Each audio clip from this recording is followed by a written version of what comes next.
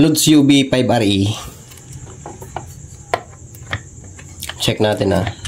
Punta tayo sa X10 or X1. Okay. Ayaw kasing sumin dito, Lodi, pero na-check natin yung sa kanyang terminal, shorted. Ayan o. Kabilaan, short. Ayan. Pero naka-off naman. Ayan o. I-on natin. Ayan, naka-on siya. Shorted pa rin. Hindi natin sure, Lods, kasi hindi pa naman nabubuksan. Hindi natin sure kung anong problema niya. Ngayon, Lods, subukan natin yung technique na kasi kung minsan pagka mayroong short na capacitor, subukan nating pundihin yung capacitor na yon. Sana nga ay walang masyadong madamay. Tatanggalin natin yung pagka-shorted niya. Susuplayan natin siya na mas malaking supply para makat yung short sa loob. Pero hindi pa natin ito nabubuksan, ano. Ayun, sana nga ang duda natin ay capacitor lang na shorted.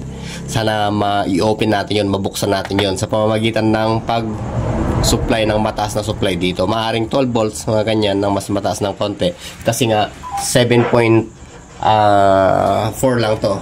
Okay? Ito, Lodi, pagka shorted na ganyan, ito ang kagandahan ng mga battery, Lodi, na mayroong BMS o battery management. Pagka shorted siya, hindi maglalabas ng output to. Bali, magku-close yung BMS niya para hindi maglabas ng output na DC. Kaya kung minsan hindi nasusunog itong battery.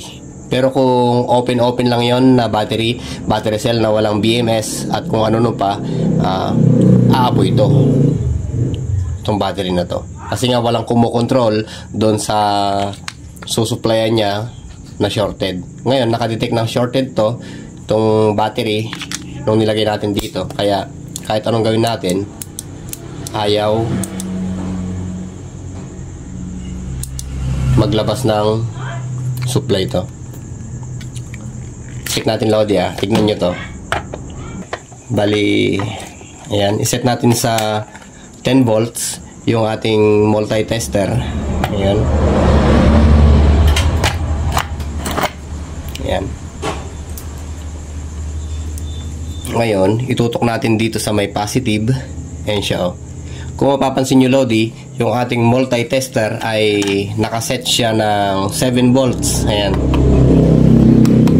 Naka 7 volts pa siya. Ibig sabihin, may karga pa yan. May kaya pang magpaandar ng radyo to. Kaya nga lang, half bar na siguro yung kanyang battery. Makikita nyo dito, Lodi, iso-short circuit ko itong ating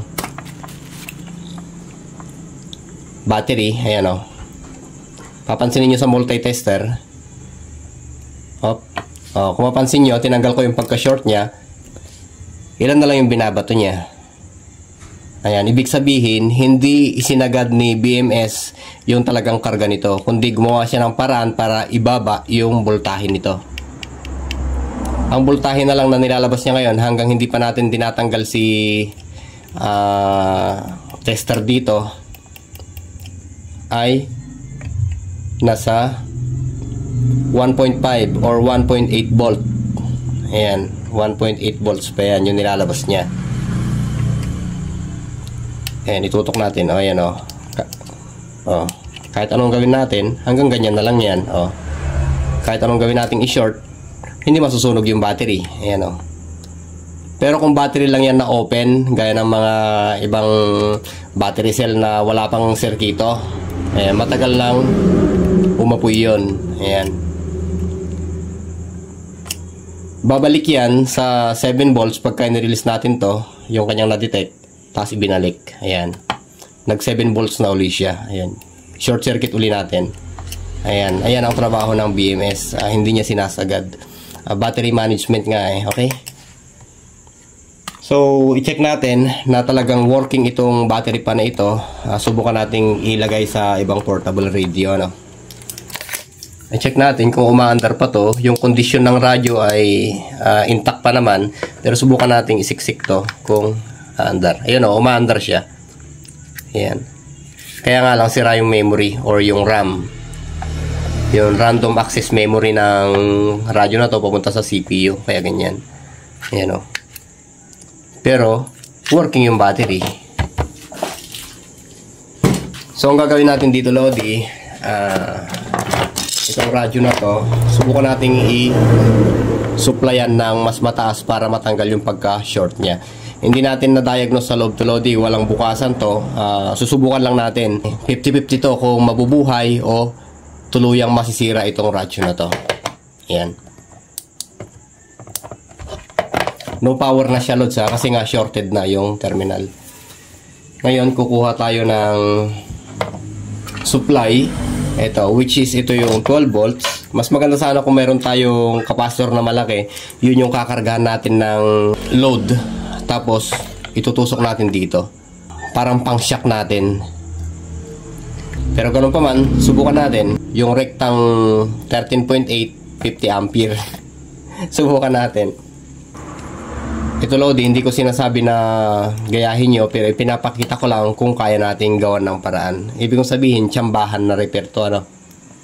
Kaya yan, oh. 13.8 yan na 50 ampere.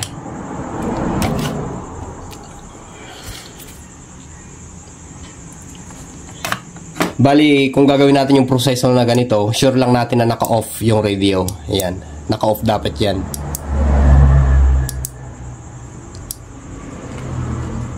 Para kung sakaling maputol natin kung ano may nag-short dito, hindi tumuloy-tuloy yung 12 voltahe papunta dito sa unit, sa system. Subukan natin kung kakasya to, Lodi. Ayan. Okay, kulang pa.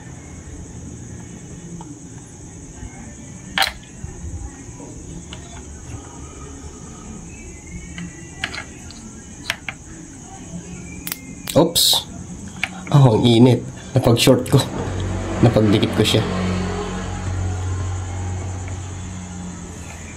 Ito na siya, Lods. So, buo na siya. Naisiksik na natin yung lead bilang positive na pang-out natin. Kasi nga, hindi natin madudukot yung positive ng jack na to. Check natin sa multitester kung may pumapasok na. Yun, may pumapasok na siya, Lodi. Ngayon, ito yung itututok natin dito sa positive terminal. At ito yung ground naman dito.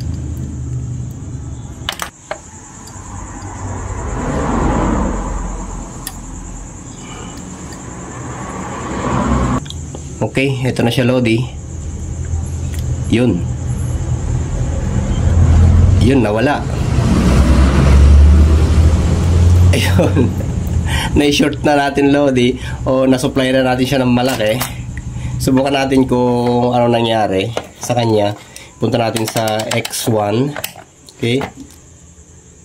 Ngayon, i-test natin to terminal kung ano nangyari sa kanya. Nawala yung kanyang short circuit, Lodi. Ayan, o. Tapos i-on natin to. Yun, kabila. Nag-normal yung basa niya sa tester. Ayun. Nag-activate din yung kanyang speaker. Ayun. Subukan natin.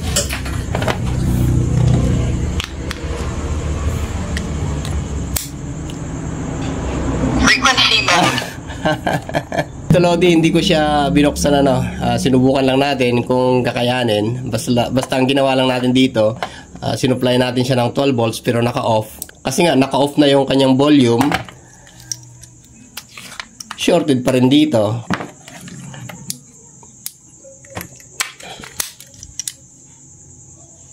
Frequency mode. Nabuhay siya. Ang bira. Pwede pala yung panggawa na ganun. Pero sure nyo lang, Lodi, na naka-off siya. No? Ayan, no? Ayan, sinuplayan lang natin siya, Lods. Frequency mode. Ayan, sinuplayan lang natin siya ng 12 volts para mabuhay. Binuhay lang natin. Nawala yung kanyang shorted.